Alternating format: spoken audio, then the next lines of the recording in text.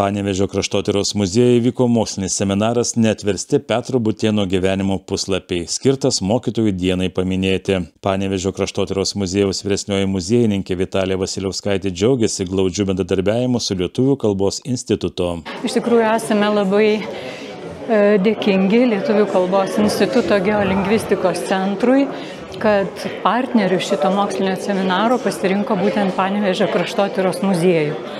Nes mūsų muziejus yra susipažinęs su Petro Butėno kūrybiniu palikimu, kalbiniu palikimu, yra čiupinėjęs, vartęs, matęs ir skaitmeninęs Petro Butėno archyvą, kurį sūnus Donatas Butėnas 1998 metais pargabeno į Panevėžį iš Jungtinių Amerikos valstijų, iš Putname esančio Amerikos lietuvių kultūros archyvo.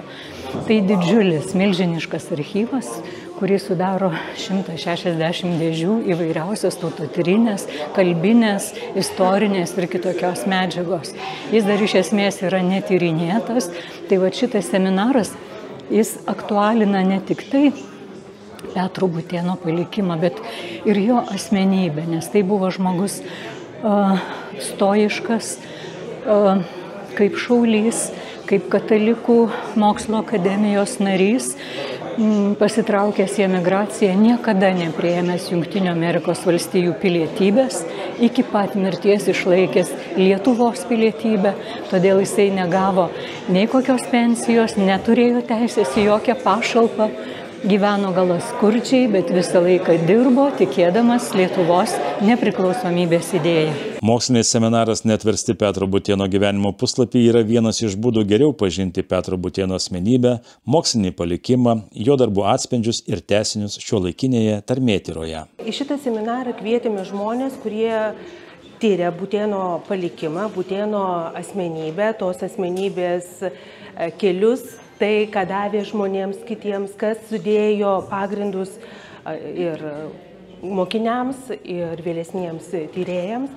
Ir šiek tiek norime parodyti, kad tai, ką Butėnas darė, tada, kai nebuvo technologijų, tada, kai viskas buvo pieštukas ir popierius, kad visa tai yra patikima ir šiandien, kad ir šiuolaikiniai mokslininkai gali šituo naudotis ir vystyti savo teoriją, savo Butėno medžiagą pasiimti kaip pagrindą. Ir tada žiūrėti, kiek, tarkime, kito panevėžiškių šnektos, ar tos ypatybės išliko tokios, kokios buvo. Ir dar vienas dalykas, kurį labai norim parodyti, kad Panevėžio apylinkės, Panevėžio šnektos, jos buvo tirtos ir tirtos ilgai ir ta tradicija buvo. Tiesiog istorinės aplinkybės sukūrė tokį atotrūkį tarp to, ką turim šiandien ir to, kas buvo iš tų tarpukario gimnazistų, ką jie turėjo, kokį pasirengimą, kokią erudiciją, kurią mes turime žavėtis ir turime prisiminti. Kartais mes pamirštame, kiek daug buvo padaryta ir žiūrime savo darbus tarsi atsiradusius naujoje vietoje. Ir tai, kad skiriame šitą seminarą mokytojo dienai, tai kaip tik tą ir norim parodyti, kad tam, kad atsirastų tyrimai, kad atsirastų iškilūs mokslininkai ir atradimai, pirmiausia reikia mokytojų, kuris uždega, parodo, pasiūlo, ką patyrinėti, o kitas sykį priešingai supykdo, nes sako, tu darai blogai. Ir iš šitos ugnelės kartais įsižiebia pati didžiausia kūrybinė ugnis. Ištisa inteligentų karta, subrendusi tarpukario Lietuvoje, studijavusi užsienio universitetuose ir turėjusi kurti Lietuvos ateitį, dėl geopolitinių sukrėtimų buvo išblaškyta po pasaulį. Vieno iš šios kartos atstovų Petro Butėno gyvenimas glaudžiai suaugęs su Panevėžio istorija. Svarbiausias šio seminaro tikslas – parodyti, kaip šiuolaikiniais kalbotyros metodais pavyko rekonstruoti Petro Butėno ankstyvąją mokslinę veiklą. Jūs žinot, kad studijuodamas Lietuvos universitete, jis patyrė tokį didelį Kazimiero Būgos poveikį, jis buvo ištikimas mokinys Kazimiero Būgos. Ir viename iš rudens semestrų pateikė seminarinį tarmėtyros darbą. Šitą darbą turėjo skaityti Kazimieras Būga, bet tuo metu jau gulėjo ligoninėje ir nematė to seminarinio darbo. Ir įsivaizduokit Lietuvių literatūros ir tautosakos instituto rankraštynę Šitas darbas tai yra per pusę perkirptas sąsiuvinis, tokie 46 perkirpto plono sąsiuvinio lapai, jie gulėjo iki tol, kol mes nutarėme tą darbą paviešinti. Ir ne tik parašyti ir papasakoti apie tai, ką Butėnas matė ir kaip jis rėmėsi Būgos mokslu, bet jau ir ką patys galime šiandien pasakyti apie Butėno to meto mokslinės prieigas.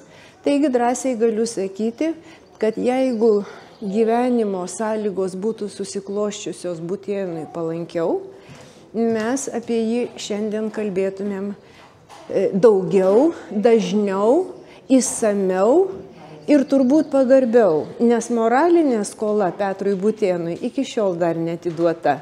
Taigi toks ir mūsų šios dienos tikslas ir uždavinys. Lietuvių kalbos instituto direktorius Darius Ivoška pasidžiaugė glaudžiu bendradarbiavimu su Panevėžio kraštotyros muziejumi ir tai, kad konferencija vyksta Panevėžyje ir nagrinėja žemiečio Petro Butėno gyvenimo puslapius. Aš tai iš tiesų labai džiaugiuosi, kad šis seminaras vyksta Panevėžyje. Žinoma, geresnės vietos tam ir negali būti. Visgi Petras Butėnas yra būtent šio miesto pažiba. O šiaip, aišku, labai smagu, kad iš įvairių Lietuvos vietų kilia tiek įžymių žmonių, kurie nuveikia labai didelius darbus Lietuvai, šiuo atveju lietuvių kalbai.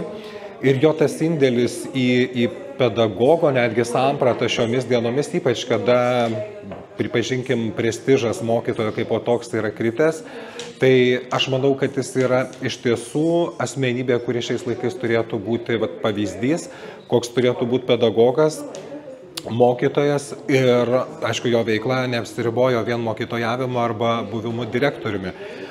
Kodėl džiaugiuosi būdamas čia, kad kaip Lietuvių kalbos instituto direktorius matau tą bendradarbiavimą atskirų mūsų miestų, regionų ir Vilniuje esančių koordinuojančių iš tiesų tą pagrindinį darbą susijusį su lietuvių kalba.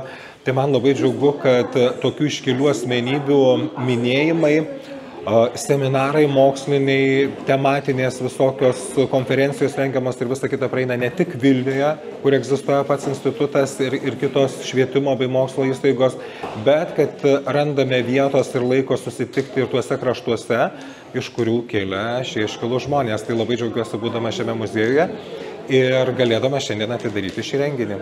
Pasak profesorės daktarės Danguolės Mikulėnienės, dabarties mokytojams yra ko pasimokyti iš kraštiečio Petro Butėno patirties. Iš Butėno daug ko turėtumėm pasimokyti. Ir metodikos, ir pedagogikos taip pat. Petro Butėno pavardė yra susijusi su ekskursiniu metodu. Tarkim, lietuvių tautotyros labai dalykų šiandien mūsų mokiniai nemoka, nežino ir neišmano. O Butėnas sakė, kad reikia kartu su mokiniais važiuoti į ekspedicijas ir taikyti ekskursinį metodą. Tai yra mokyti juos, kaip rinkti tautotyros medžiagą. O tautotyra tai yra ne tik kalba, bet žinom ir tautosaka, ir etnografija, ir padavimai, ir pasakojimai, ir visa kita. Tai, žodžiu, šiuo atveju Butėnas irgi būtų mūsų mokyklai toks labai tinkamas pavyzdys. Kitas dalykas, Butėnas griežtas mokytojas, labai griežtas mokytojas, tačiau reikia pasakyti, kad labai gerbiamas ir mylimas mokinių. Tai kaip būnant griežtam užsitarnauti mokinių pagarbą, šiandien, man atrodo, apie tai pasvajotų ne vienas mokytojas. Nepaslaptis, kad per šimtmetį keitėsi ir pati lietuvių kalba bei panevėžiškių tarmė. Tačiau pasak mokslininkų, tų ir šių dienų panevėžiečiai veikiausiai susikalbėtų. Tarmė keitėsi, bet tas pokytis, žinot, yra didžiausia dalimi dėl bendrinės kalbos atsiradęs. Bet aš niekiek nebejoju, kad ano metų panevėžietis susišnekėtų su dabartiniu, bet žinoma būtų tokių šypsenų, kad, žinai, tokį žodį keistą pasakėjai, kad aš jau taip tikrai nebesakau. Bet susišnekėtų, vieni kitus suprastų ir tikrai čia nebūtų didelių bėdų. Bet nesusipratimų ir žaidimo tikriausiai, kad būtų.